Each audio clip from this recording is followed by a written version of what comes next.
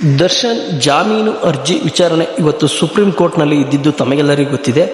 ಆದರೆ supreme court ರಾಜ್ಯ ಸರ್ಕಾರಕ್ಕೆ ಆದೇಶ ನೀಡುವುದರ ಮುಖಾಂತರ ದೊಡ್ಡ ಶಾಕನ್ನೇ ನೀಡಿದೆ. ಏನು ಆ ಶಾಕ್ ಮುಂದಿನ ವಿಡಿಯೋದಲ್ಲಿ ನೋಡೋಣ ಬನ್ನಿ ವೀಕ್ಷಕರೇ. ಇವತ್ತು ದರ್ಶನ್ ಜಾಮೀನು ಅರ್ಜಿ ವಿಚಾರಣೆ ಸುಪ್ರೀಂ ಕೋರ್ಟ್ನಲ್ಲಿ ನಡೆಯಿತು. ಇದೇ ವೇಳೆ ದರ್ಶನ್ ಪರ ವಕೀಲರು ದರ್ಶನ್ ಪರವಾಗಿ ತುಂಬ ಮುಖ್ಯವಾದ ವಾದವನ್ನು ಮಂಡಿಸಿದರು. ವಕೀಲರು ಈ ವಾದವನ್ನ ಗಟ್ಟಿಯಾಗಿ ನ್ಯಾಯಾಧೀಶರೇ, ದರ್ಶನ್ ಅವರ ಜಾಮೀನು ಮಂಜೂರಾಗಿತ್ತು. ಆದರೆ ರಾಜ್ಯ ಸರ್ಕಾರ ಸುಪ್ರೀಂ ಕೋರ್ಟ್ ಮೆಟ್ಟಲೇರಿ ಜಾಮೀನನ್ನ ರದ್ದುಪಡಿಸಲಾಗಿತ್ತು. ಈ ವೇಳೆಯಲ್ಲಿ ಸುಪ್ರೀಂ ಕೋರ್ಟ್ ಹೈಕೋರ್ಟ್ಗೆ ಆದಷ್ಟು ಬೇಗ ವಿಚಾರಣೆಯನ್ನ ಮುಗಿಸುವಂತೆ ಆದೇಶವನ್ನು ಸಹ ಮಾಡಿತ್ತು.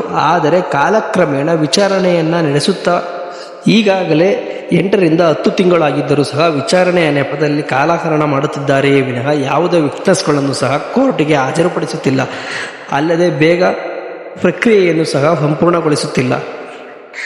ಇದಲ್ಲದೆ ದರ್ಶನ್ ಅವರ ಸಹ ಕೈದಿಗಳಿಂದ ಮಾನಸಿಕ ಕಿರುಕುಳ ಹಾಗೂ ಅವಮಾನವನ್ನು ಎದುರಿಸುವಂತಾಗಿದ್ದು, ಅಲ್ಲದೆ ದರ್ಶನ್ ಅವರನ್ನು ಕ್ವಾರಂಟೈನನ್ನು ಸಹ ಮಾಡುತ್ತಿದ್ದಾರೆ.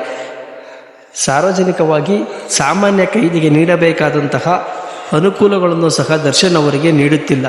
ಹಾಸಿಗೆ ದಿಂಬನ್ನು ಕೊಡಲು ಸಹ, ಆಹಾರವನ್ನು ಕೊಡಲು ಸಹ ತುಂಬ ಪೀಡಿಸುತ್ತಿದ್ದಾರೆ. ಹೀಗಾಗಿ ಕನಿಷ್ಠ ಪಕ್ಷ ಜಾಮೀನಾದರೂ ನೀಡುವಂತೆ ಮನವಿಯನ್ನು ಸಲ್ಲಿಸಿದರು. ಅಲ್ಲದೆ ದರ್ಶನ್ ಅವರು ಬೇಲ್ ಮೇಲೆ ಹೊರಗಡೆ ಬಂದಾಗ 2-3 ಸಿನಿಮಾಗಳಿಗಾಗಿ ಸಹಿಯನ್ನು ಸಹ ಹಾಕಿದ್ರು. ಅದಕ್ಕೂ ಮುಂಚೆ 3 ಸಿನಿಮಾಗಳು ಅವರ ಅಡ್ವಾನ್ಸನ್ನು ಸಹ ಪಡೆದಿದ್ರು. ಹೀಗಾಗಿ ನಿರ್ದೇಶಕರು ಹಾಗೂ ನಿರ್ಮಾಪಕರಿಗೂ ಸಹ ಹಿಂಸೆಯುಂಟಾಗಿದೆ. ಅಲ್ಲದೆ ನನ್ನ ಜೀವನದ ವೃತ್ತಿಯ ಬದುಕು ಸಹ ಮಾರಣಾಂತಿಕವಾಗಿದೆ. ಹೀಗಾಗಿ ಜಾಮೀನನ್ನು ನೀಡಬೇಕಾಗಿ ಮನವಿಯನ್ನು ಸಲ್ಲಿಸಿದ್ರು.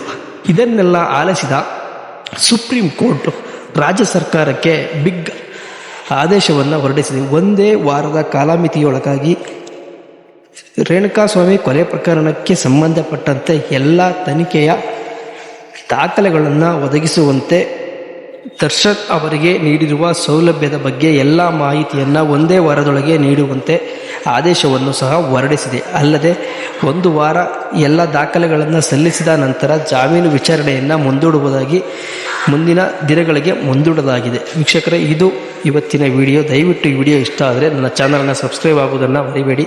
ಈ ವಿಡಿಯೋ ಇಷ್ಟ ಆದರೆ ದಯವಿಟ್ಟು ಒಂದು ಲೈಕನ್ನು ಕೊಡಿ.